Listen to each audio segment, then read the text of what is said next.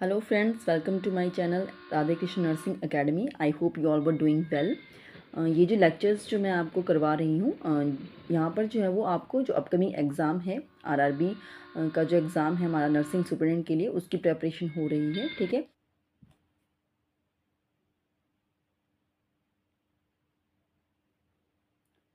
Continue करते हैं हमारे क्वेश्चन की सीरीज़ को लेके।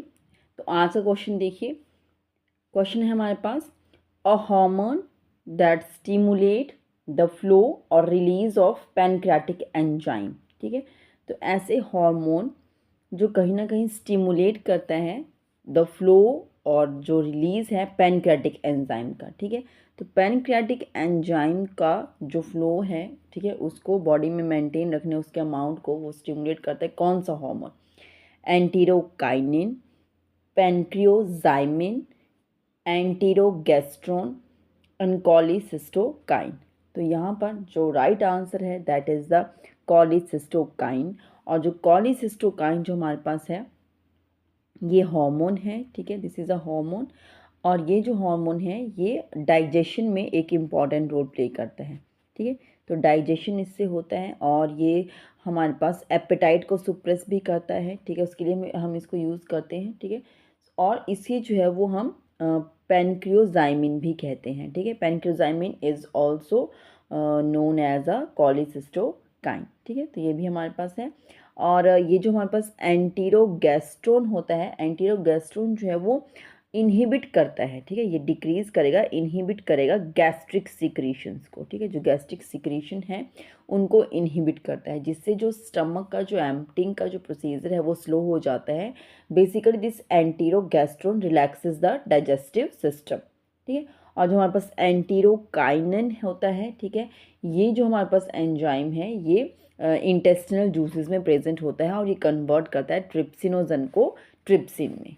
ठीक है, नेक्स्ट क्वेश्चन देखिए, each beat of human heart is completed in. Human heart की जो बीट होती है हमारे पास कंप्लीट, ठीक है, जिसमें हमारे पास लब डब जो साउंड्स प्रोड्यूस होते हैं वो पूरा जो साइकिल है हमारे पास, ठीक है, इसे कार्डिक साइकिल भी बोल सकते हैं।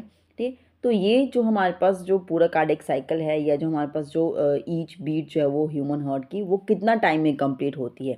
ऑप्शंस देख लीजिए, 85 second, 8.5 second, 0.8 second and 5.8 second. So the right answer is the option C, 0.8 second. ठीक है, इसका मैं आपको थोड़ा सा बता देती हूँ। हमारे पास ये जो साइकिल होती है कार्डिक साइकिल, इसमें हमारे पास आता है atrial systole, then ventricle systole, then atrial diastole, then ventricle diastole. ठीक है, तो यहाँ पर जो है वो हमारे पास दोनों तरफ से जो है वो ये हमारे राइट और लेफ्ट एट्रियम्स जो हैं वो ओपन होते हैं, पहले इनमें फील होता है। ठीक है, और उसके बाद जो है ये यहाँ से दोनों वेंट्रिकल्स जो हैं वो फील होंगे। जैसे फील होंगे तो जैसे ये यहाँ पर जब ये फील हो जाएंगे तो उसके बाद जो है वो दोनों एक साथ जो है वो बॉडी में जो ब्लड है उसको एक लंग्स को लेके जाएगा, पल्मोनरी आर्टरी, और एक जो है वो हमारे पास बॉडी को ब्लड सर्कुलेट करते हैं। तो ये जो कंप्लीट जो हमारे पास जो साइकिल होता है, इसका जो कंप्लीट जो ड्यूरेशन है दैट इज 0.8 सेकेंड। ठीक है, तो ये हमारे पास कंप्लीट साइकिल है। नेक्स्ट क्वेश्चन देखिए, location and secretion of Leydig cells. ठीक है, तो जो लेडिंग सेल्स जो हमारी बॉडी में प्रेजेंट होते हैं वो कहाँ लोकेट होते हैं और वो क्या सिक्रीट करते हैं? तो यहाँ पर फर्स्ट हमारे पास लोकेशन मेंशन की गई है इस साइड पर, और ये हमारे पास सिक्रीशंस हैं। ठीक है, तो लेडिंग सेल्स कहाँ पर होते हैं? लीवर में। और क्या सिक्रीट करते हैं? Cholesterol, ovary, oestrogen, testis, testosterone and pancreas, glycogen. तो ये जो हमारे पास प्रेजेंट होते हैं, जो इनकी लोकेशन होती है that is in the testis, और ये टेस्टोस्टेरोन जो है वो हार्मोन को रिलीज़ करते हैं। तो ये मैं आपको दिखा देती हूँ। ठीक है, तो ये हमारे पास टेस्टिस हैं और ये जो है वो टेस्टोस्टेरोन जो है वो हार्मोन को रिलीज़ करते हैं।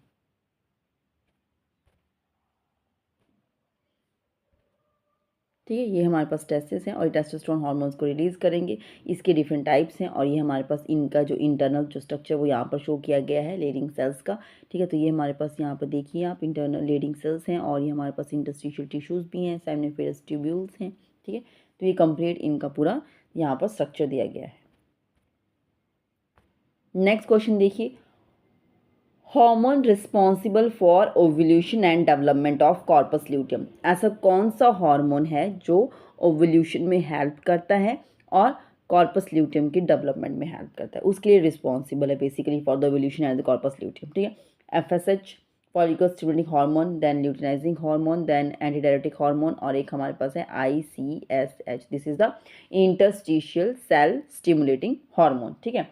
ये हमारे पास जो इंटरस्टिशियल सेल स्टिमुलेटिंग जो हार्मोन होता है ये हमारे पास जो है ये प्रोड्यूस करता है टेस्टोस्टेरोन, ठीक है। ये जो सेल्स होते हैं ये टेस्टोस्टेरोन प्रोड्यूस करते हैं, और ये बेसिकली जो हार्मोन होते हैं ये हमारे पास एंटीरियर लोब ऑफ पिट्यूटरी से सिक्रीट होता है, और ये स्टिमुलेट करते हैं हमारे पास टेस्टिस को, और फिर टेस्टिस जो है वो प्रोड्यूस करते हैं टेस्टोस्टेरोन, ठीक है।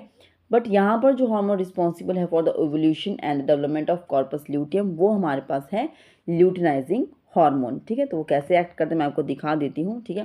तो ल्यूटिनाइजिंग हार्मोन के इम्पैक्ट की वजह से जो है वो हमारे पास यहाँ पे ओवल्यूशन होता है, ओवम रिलीज हो जाता है, इसकी अलग से चला जाता है, ये आगे हमारे पास एम्पुला में, ये सिर्फ ओवरी का यहाँ पर बता रहे हैं। जब ओवम रिलीज हो जाता है तो जो रिमेनिंग पार्ट बचता है that is the corpus luteum, ठीक है। और फिर धीरे धीरे ये जो है वो डीजेनरेटिंग कॉर्पस ल्यूटियम बन जाता है। कॉर्पस ल्यूटियम का जो काम होता है वो हमारे पास होता है प्रोजेस्टेरोन को सीक्रेट करना और प्रेगनेंसी को मेंटेन करना। तो ये जब हमारे पास कोई फीमेल प्रेग्नेंट हो जाती है और जो है वो एग फर्टिलाइज हो जाता है उस केस में ये हमारे पास प्रोजेस्टेरोन रिलीज करता है। मीनवाइल जब तक जो हमारे पास प्लेसेंटा की फॉर्मेशन स्टार्ट होना नहीं हो जाती, ठीक है।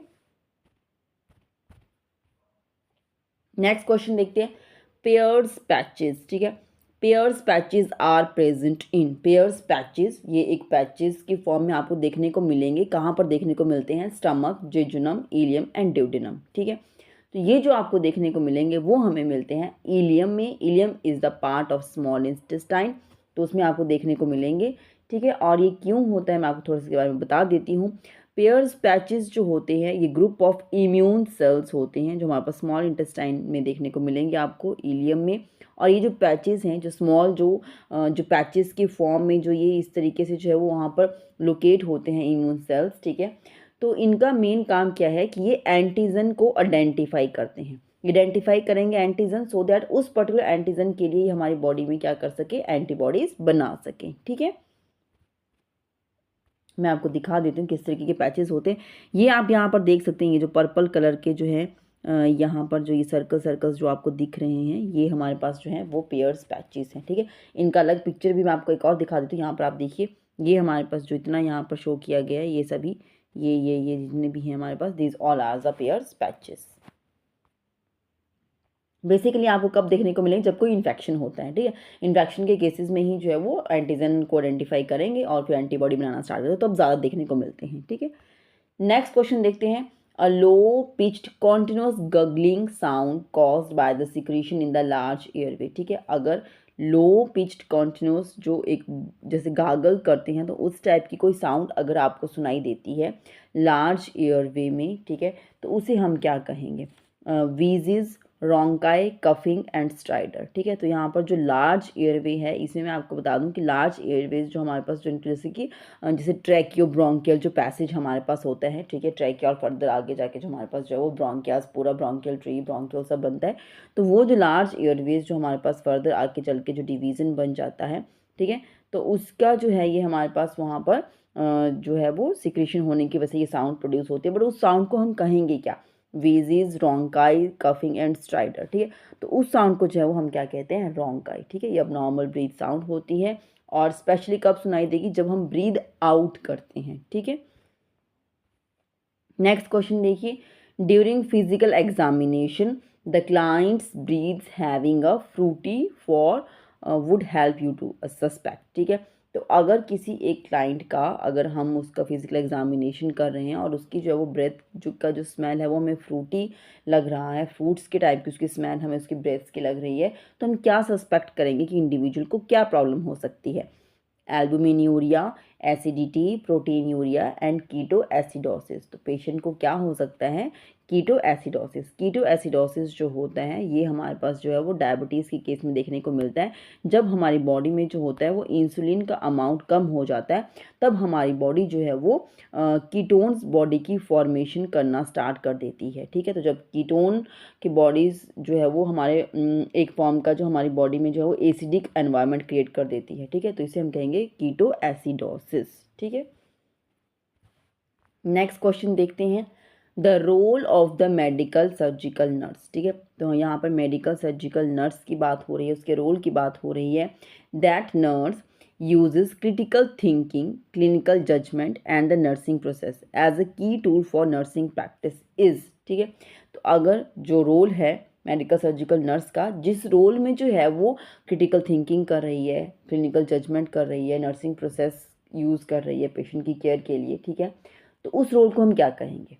Practitioner role, leadership role, managerial role and research role. तो जब यहाँ पर पेशेंट की केयर की बात हो रही है, उसकी क्रिटिकल थिंकिंग करके वो जो है वो क्लिनिकल जजमेंट ले रही है पेशेंट की केयर के लिए, ठीक है, तो यहाँ पर क्या हुआ, नर्स एज अ प्रैक्टिशनर काम कर रही है। तो यहाँ पर जो answer that is the option A, practitioner role.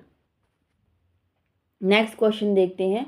The type of a fever in which the temperature fluctuates more than 2 centimetre above the normal, ठीक है। तो यहाँ पर क्या है कि हमारे पास जो इंडिविजुअल का जो टेम्परेचर है वो अप एंड डाउन तो रहता है, अप एंड डाउन तो होता रहता है, इंक्रीज हो रहा है फिर डिक्रीज भी हो रहा है, बट एक लेवल पर जो है वो नॉर्मल से 2 डिग्री सेल्सियस तक थोड़ा अबव रहता है नॉर्मल से फॉर 24 आवर्स, ठीक है। तो उसे हम क्या कहेंगे? Intermittent fever, remittent fever, recurrent fever and relapsing fever. तो उसे हम कहेंगे, ऑप्शन बी यहाँ पर है रेमिटेंट फीवर, ठीक है। तो ये हमारे पास रहेगा रेमिटेंट फीवर। मैं थोड़ा सा बता देती हूँ आपको इंटरमिटेंट और ये हमारे पास जो सस्टेन्ड फीवर है। इंटरमिटेंट फीवर में हमारे पास क्या आएगा?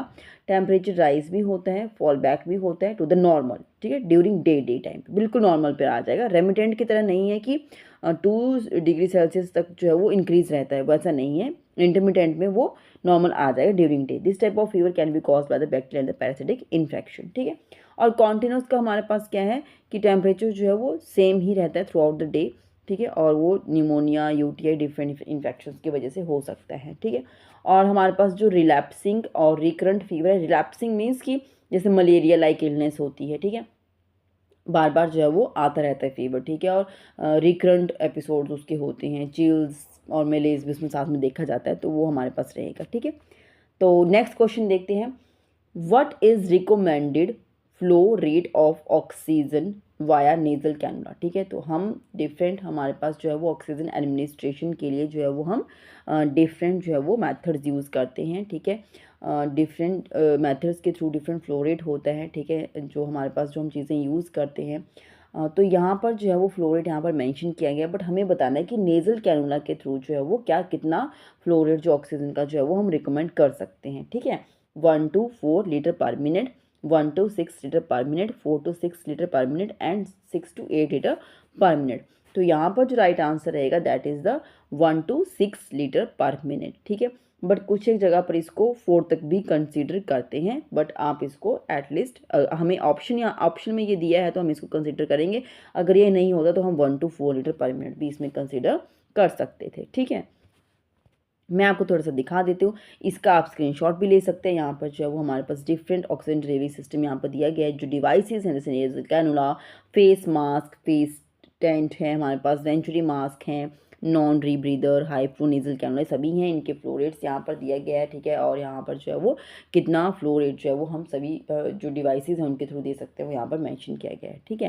फ्रैक्शन ऑफ इंस्पायर्ड ऑक्सीजन का कितना परसेंटेज होना चाहिए वो भी यहाँ पर मैंशन किया गया है, ठीक है। तो नेक्स्ट चलते हैं नेक्स्ट क्वेश्चन की तरफ। अ 40 ईयर्स ओल्ड मेल पेशेंट हमारे पास है, ठीक है, क्या है? 40 ईयर ओल्ड मेल पेशेंट है जो कंप्लेंट कर रहा है chronic progressive and mental deterioration के बारे में, जो किसी एक यूनिट में एडमिट है, ठीक है। तो वो क्या कंप्लेन कर रहा है कि उसको जो है वो मतलब प्रोग्रेसिवली उसका जो है वो मेंटल जो उसका जो कंडीशन है वो डिटीरियोरेट होती जा रही है, ठीक है, प्रोग्रेसिवली धीरे धीरे धीरे। Nurse recognizes that these characteristics indicates a disease that results in degeneration of basal ganglia and cerebral cortex, ठीक है। तो ये यहाँ पर नर्स क्या करेक्टराइज कर रही है कि ये एक डिजीज़ ऐसी हो सकती है जिसमें जो है वो हमारे पास डीजनरेशन होती है हमारे सेंट्रल नर्वस सिस्टम के पार्ट्स की। तो उस डिजीज़ को हम क्या कहेंगे, ठीक है। जो हमारे पास जो नर्व्स जो सेल्स हैं, ठीक है, जो बेसल गैंग्लिया सेरेब्रल कॉर्टेक्स जो नर्व सेल्स हैं हमारे पास, उनका जो है वो यहाँ पर डीजनरेशन हो रहा है। इसी वजह से जो है वो पेशेंट कंप्लेन कर रहा है क्रॉनिक प्रोग्रेसिवली अपना मेंटल डिटीरियोरेशन का, ठीक है। तो वो क्या कंडीशन हो सकती है? तो ऑप्शंस आप देखिए, multiple sclerosis, myasthenia gravis, Huntington's disease, Guillain Barre syndrome, ठीक है। तो यहाँ पर जो है मैं आपको थोड़ा सा बता दूं, ठीक है। मल्टीपल स्क्लेरोसिस क्या होता है, ये हमारे पास जो डिजीज़ होती है इसमें जो इम्यून सिस्टम होता है, ठीक है, इसमें जो इम्यून सिस्टम होता है वो डैमेज हो जाता है, ठीक है। इम्यून सिस्टम डैमेज होता है और ये जो हमारे पास जो नर्व्स होती हैं, ठीक है, जो हमारे पास जो नर्व्स होती हैं, जो प्रोटेक्टिव कवरिंग होती है इन नर्व्स की, जो प्रोटेक्टिंग कवरिंग होती है उसको डैमेज कर देती है, ठीक है। तो हमारा जो इम्यून सिस्टम है हमारी बॉडी का वो डैमेज कर रहा है, जो प्रोटेक्टिव कवरिंग है हमारी नर्व्स की उनको डैमेज, उनको मतलब उनको प्रॉब्लम, उनको खराब कर रहा है, ठीक है, डैमेज कर रहा है, जिसकी वजह से क्या हो जाएगा, जो कम्युनिकेशन है between brain and the body वो खराब हो रही है, किसमें, मल्टीपल स्क्लेरोसिस, ठीक है। तो यहाँ पर नेक्स्ट देखिए, एक हमारे पास कंडीशन यहाँ पर हमारे पास और आती है, दैट इज़ द मिस्थेनिया ग्रेविस। मैंने पहले भी बताया था, मिस्थेनिया, एम से याद रखिए, मिस्थेनिया मीन्स मसल्स से आप इसको याद रख सकते हैं। यहाँ पर मसल की वीकनेस हो रही है, सिंपल सी बात, हमारे लेग्स की, हमारे लिम्स की, जो भी हमारे लिम्स है अपर लोअर, उनके जो है वो यहाँ पर मसल्स की वीकनेस हो रही है, जिसकी वजह से इंडिविजुअल्स को अपनी एक्टिविटीज़ करने में प्रॉब्लम आएगी, ठीक है। एक और कंडीशन आप देखिए, Huntington's disease. Huntington's disease is the right answer for this question, क्योंकि इसमें जो है वो हमारे पास this condition is a inherited condition, जिसमें नर्व सेल्स जो हैं ब्रेन के वो ब्रेक डाउन होते हैं ओवर द टाइम, ठीक है। और इंडिविजुअल जो है वो अपना जो प्रोग्रेसिंग उसका जो डीजनरेशन हो रहा है उसकी वजह से वो अपना जो एक्टिविटीज़ है उनको परफॉर्म करने में उसको थोड़ी प्रॉब्लम आती है, ठीक है। देन एक कंडीशन हमारे पास यहाँ पे है गुलेनबेयर सिंड्रोम, तो ये भी मैं आपको बता देती हूँ। गुलेनबेयर सिंड्रोम जो है, it is a condition in which the immune system attack the nerves, ठीक है। कुछ कुछ मल्टीपल स्क्लेरोसिस की तरह ही है कि इम्यून सिस्टम जो है वो नर्व सेल्स को ही डैमेज कर रहा है, ठीक है। बट जो हमारे पास गुलेनबेयर सिंड्रोम है ये तब होता है जैसे किसी को कोई एक्यूट या वायरल इन्फेक्शन हो गया, ठीक है, तो उस तरीके से जो है वो इंडिविजुअल का जो इम्यून सिस्टम है वो अटैक कर रहा है उसके पेरिफेरल नर्व्स के ऊपर, तो वैसा हो जाता है, ठीक है। तो नेक्स्ट चलते हैं नेक्स्ट क्वेश्चन की तरफ। नेक्स्ट क्वेश्चन देखिए, यहाँ पर क्या पूछ रहे हैं, मिस्टर सुनील इंडिविजुअल है हमारे पास, पेशेंट हैं, उनको पार्किंसंस डिजीज़ है and he finds the resting tremors, ठीक है। तो मीन्स रेस्ट पे ही है, अगर वो बैठे भी हैं तो अगर बैठे हैं और बैठ के भी उनका हाथ ऐसे हिल रहे हैं, ठीक है, उनके लिम्स का मूवमेंट हो रहा है, तो उनको बोलते हैं resting tremor. He is experiencing in his right hand very frustrating, ठीक है, तो उसको जो है वो थोड़ा फ्रस्ट्रेटिंग भी लग रहा है कि उसके जो है वो ट्रेमर फील हो रहा है राइट हैंड में। तो नर्स उन्हें क्या एडवाइस करेगी, take a warm bath, hold an object, practise deep breathing and take diazepam as needed. तो मैं आपको बता दूं, पार्किंसन डिजीज़ भी जो है वो एक सेंट्रल नर्वस सिस्टम का ही एक डिसऑर्डर हमारे पास होता है, ठीक है, जिसमें बेसिकली मूवमेंट्स अफेक्ट होती हैं, ठीक है। इसमें क्या अफेक्ट होता है, मूवमेंट्स अफेक्ट होती हैं और इन मूवमेंट्स की वजह से जो है वो ट्रेमर्स ऑफनली देखे जाते हैं। इसमें भी वही है, नर्व सेल डैमेज हो रहे हैं मैक्सिमम कंडीशंस में, जैसे मैंने बताया मल्टीपल स्क्लेरोसिस हो गया हमारे पास, ठीक है, गुलेनबेयर सिंड्रोम हो गया, इन सब में जो है वो कहीं ना कहीं नर्व सेल्स डैमेज हो रहे हैं, बट किसी में कोई पेरिफेरल नर्वस सिस्टम को अटैक हो रहा है, किसी में नर्व की जो कवरिंग है उनको अटैक हो रहा है, कहीं पर नर्व सेल्स को डैमेज हो रहा है, ठीक है, और जिसकी वजह से न्यूरोट्रांसमीटर का लेवल अप एंड डाउन होता है, तब ये कंडीशंस देखने को मिल रही हैं, ठीक है। तो यहाँ पर क्या करेगी नर्स, पेशेंट को क्या बोलती है कि उन्हें क्या करना है, जैसे उनको हैंड में फील हो रहा है ट्रेमर, तो दे हैव दो जो हमारे पास क्लाइंट है उन्हें क्या करना चाहिए, hold an object in that hand. जब होल्ड करेंगे तो उनका पूरा वो थोड़ा जो मोशन जो हो रहा है, जो मूवमेंट शो कर रही है बॉडी, वो थोड़ा रिस्ट्रिक्ट हो जाएगी, ठीक है। नेक्स्ट क्वेश्चन देखते हैं, और 38 ईयर ओल्ड वुमेन है हमारे पास, ठीक है, और उनका जो है वो सब टोटल थायराइडेक्टमी हुआ है, हाइपरथायरिज्म के ट्रीटमेंट के लिए उनको जो है वो सब टोटल, मीन्स टोटल नहीं हुआ है, मैक्सिमम पोर्शन जो थायराइड का जो वो रिमूव कर दिया गया है। अपॉन असेसमेंट जो इमीडिएट प्रायोरिटी बनती है नर्स की वो क्या बनती है, क्या चेक करना है, assess for pain, assess for neurological status and assess fluid volume status and assess for the respiratory distress, ठीक है। तो हमें जो नर्स है वो क्या उस पेशेंट का देखेगी, उस वुमेन का, ठीक है, जिनका अंडर सर्जरी से जो आए प्री ऑपरेटिव पोस्ट ऑपरेटिव उसमें, ठीक है, तो उनमें हम क्या देख सकते हैं यहाँ पर, तो वहाँ पर जो है वो हम उनका क्या करेंगे, रेस्पिरेटरी स्टेटस को असेस करेंगे, ठीक है। तो रेस्पिरेटरी स्टेटस जो है उनका असेस करना है, मेनली क्या रीज़न बनता है हमारे पास रेस्पिरेटरी स्टेटस को असेस करने का, क्योंकि यहाँ पर जो है वो डिस्ट्रेस हो सकता है, रेस्पिरेटरी डिस्ट्रेस वहाँ पर हो सकता है, जस्ट बिकॉज क्योंकि सर्जरी हुई है तो वहाँ पर ब्लीडिंग भी होती है उस साइड के ऊपर, ठीक है, तो ब्लीडिंग हो सकती है, या हो सकता है लैरिंजियल नर्व इंजरी हो सकती है, ठीक है, ट्रैकियोमलेशिया हो सकता है। तो इन सब सिचुएशंस की वजह से जो है वो पेशेंट को रेस्पिरेटरी डिस्ट्रेस हो सकता है, तो उसको असेस करना है। नेक्स्ट क्वेश्चन देखिए, N alcoholic patient stops the alcohol consumption. कोई एल्कोहलिक पेशेंट है, उसने अल्कोहल को कंज्यूम करना स्टॉप कर दिया, और अल्कोहल उसने कंज्यूम करना स्टॉप कर दिया बिफोर 24 आवर्स, ठीक है। तो अभी 24 आवर्स भी उसको नहीं हुए अल्कोहल का कंजप्शन स्टॉप किए हुए, 24 आवर्स से पहले ही faced tremors, agitation and confusion. तो ये क्या डायग्नोस करता है कि उसे क्या हुआ? Normal finding in alcohol consuming person, ये देखने को मिलता है, या अल्कोहल डिपेंडेंस सिंड्रोम शो कर रहा है with alcohol withdrawal and Wernicke encephalopathy and साइकोसिस, ठीक है। तो यहाँ पर क्या है, this is the alcohol dependence syndrome with alcohol withdrawal, ठीक है। तो ये जो है वो देखने को मिलता है पेशेंट में, ये रीजन है, ठीक है। Next question, the risk factors of sensory neural impairment including the following, ठीक है। सेंसोरी न्यूरल इम्पेयरमेंट जो है वो हमारे पास जैसे हियरिंग लॉस हो जाता है, परमानेंट हियरिंग लॉस हो जाता है, ठीक है। तो उसके लिए क्या रिस्क फैक्टर्स हमारे पास रहेंगे? फैमिली हिस्ट्री अगर है वैसी तो, congenital malformation of the cranial structures वैसा है, या chronic exposure to the loud noise के लिए क्रॉनिक एक्सपोजर रहा है इंडिविजुअल का, एंड रिकरेंट ईयर इन्फेक्शन उसको हो रहा है बार बार। तो यहाँ पर क्या रिस्क फैक्टर्स हमारे पास रहेंगे? तो यहाँ पर जो हमारे पास जो रिस्क फैक्टर्स रहेंगे, एक तो फैमिली हिस्ट्री, ठीक है। तो फैमिली हिस्ट्री हम यहाँ पर इंक्लूड कर लेते हैं। देन कॉन्जेनिटल मालफॉर्मेशन ही अगर वैसा बना है, ठीक है, तो वो भी हम यहाँ पर इंक्लूड करेंगे। और यहाँ पर हम इंक्लूड करेंगे अगर रिकरेंट किसी का ईयर इन्फेक्शन हो रहा है किसी को बार बार, तो यहाँ पर जो राइट आंसर है that is the option C, ठीक है। तो ये जो है वो 3 जो रिस्क फैक्टर्स है वो प्रायोरिटी पर हैं, और chronic exposure to loud noise भी बनता है वो, बट वो इसके बाद इन ऑप्शंस में जो है वो ये प्रायोरिटी पे आती है, ठीक है।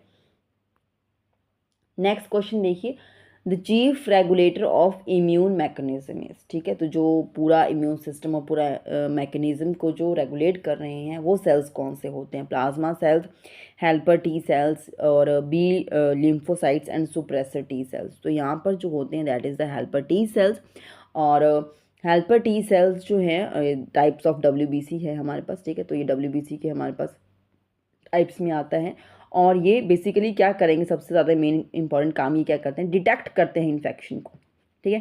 डिटेक्ट करेंगे कि इन्फेक्शन कहाँ पे है, किस जगह पे है, और फिर एक्टिवेट करेंगे जो हमारे इम्यून सेल्स हैं, जो अनदर हमारे पास इम्यून सेल्स हैं, जैसे बी लिम्फोसाइट्स हो गया, मैक्रोफेजिस हो गया, ठीक है, सुप्रेसर टी सेल्स हो गए, तो जो और हमारे पास जो सेल्स है उनको एक्टिवेट करते हैं कि वो फिर आगे जाके उनके लिए फाइट करेंगे, ठीक है।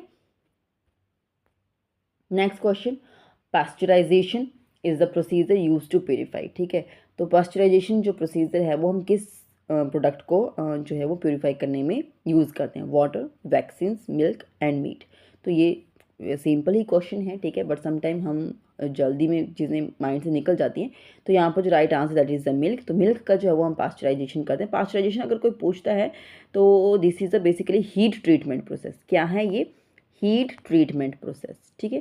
तो यहाँ पर जो है वो हम नियर अबाउट 100 डिग्री सेल्सियस या लेस देन उससे रहना चाहिए, उससे ज़्यादा नहीं होना चाहिए, ठीक है। तो उस पर जो हम मिल्क को जो है वो हीट करते हैं, ठीक है। और क्यों करें? To eliminate the pathogens and extend the self life of the milk, ठीक है। नेक्स्ट क्वेश्चन देखिए, an adult is declare to be obese, ठीक है। एक एडल्ट को हम ओबेज कब कहेंगे? If the BMI is more than, ठीक है।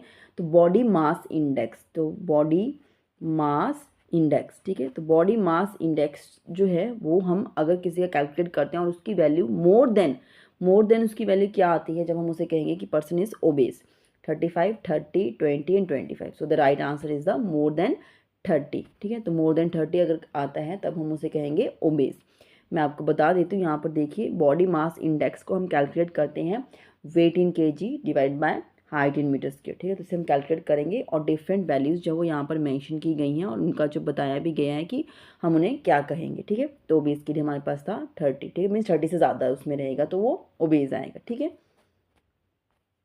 नेक्स्ट क्वेश्चन देखिए, the nurse should explain to a client that breast feeding is always contraindicated, ठीक है। तो नर्स को जो है वो क्लाइंट को समझाना चाहिए कि ब्रेस्ट फीडिंग को जो है, वैसे तो बच्चे को ब्रेस्ट फीड करवाना चाहिए बट कोई एक कंडीशन ऐसी है जहाँ पे नहीं करवाते हैं, कॉन्ट्राइंडिकेट करना चाहिए, स्टॉप कर देना चाहिए, ठीक है। तो वो ऑप्शन आप यहाँ पर देख लीजिए, mastitis, hepatitis C, inverted nipples and herpes genitalis. ठीक है, तो यहाँ पर जो है that is the hepatitis C.